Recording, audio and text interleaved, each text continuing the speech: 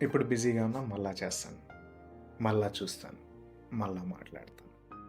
ఇలా మనం తరచుగా అంటూ ఉంటాం. అన్నీ పోస్ట్‌పోన్ చేయడం. అది ఎంత ఇంపాక్ట్ తీసుకొస్తదో తెలుసా మన లైఫ్‌లో. ఏ పెద్ద ప్రాబ్లమ్ కూడా సడెన్‌గా వచ్చేయదు. దాని వెనక చాలా పెద్ద పునాదే ఉంటది. అదేంటో తెలుసా? సోమరితనం. లేజీనెస్. ఈ లేజీనెస్ వల్ల మనం ప్రాబ్లమ్స్ కొని తెచ్చుకుంటూ ఉంటాం.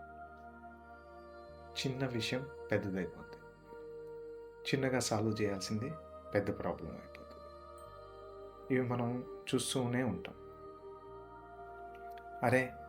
ముందుగానే చూసుకోవాల్సిందిగా మిస్ చేశానే, అనవసరంగా నిర్లక్ష్యం చేశానే, తర్వాత బాధపడే ప్రయోజనం లేదు.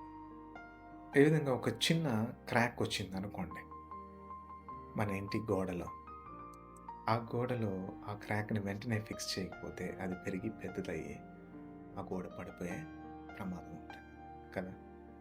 దేవుడు ఈ విధంగా మీకు ఈరోజు ఒకటి గుర్తు చేస్తున్నాడు. అది ప్రసంగి 10:18 నుండి. సోమరితనం చేత ఇంటి కప్పు దిగబడిపోవును, చేతులు బద్ధకము చేత ఇల్లు కురియను అని. కాబట్టి సోమరితనం, బద్ధకం ఇవన్నీ కూడా మనకి ఇబ్బంది కలుగజేసేటివి. దేవుడు ఈరోజు గుర్తు చేస్తున్నాడు ఈ వాక్యాన్ని మీకు. ఎందుకంటే మీ లైఫ్‌లో ఏది సోమరితనంతో వెనక్కి పెట్టేస్తున్నారో, మళ్ళీ చేద్దామని చూస్తున్నారో ఒకసారి చూసుకోండి. మనము వివేకంగా ఉంటే ఆ చిన్న విషయాలు పోస్ట్‌పోన్ చేయకుండా వెంటనే చేస్తాం.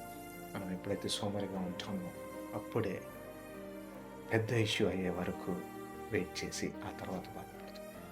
అలాంటి బాధపడేవారుగా ఉండకుండా వివేకం కలిగి ఉండమంటున్నాడు ఈరోజు. అదేమైనప్పటికీ, ఏమైనప్పటికీ ఒకసారి గుర్తు చేసుకోండి. పోస్ట్‌పోన్ చేయొద్దు. ఆ బద్ధకమైన చేతులు మనం కాకుండా చూసుకుందాం. దేవుడు మిమ్మల్ని దీవించునుగాక.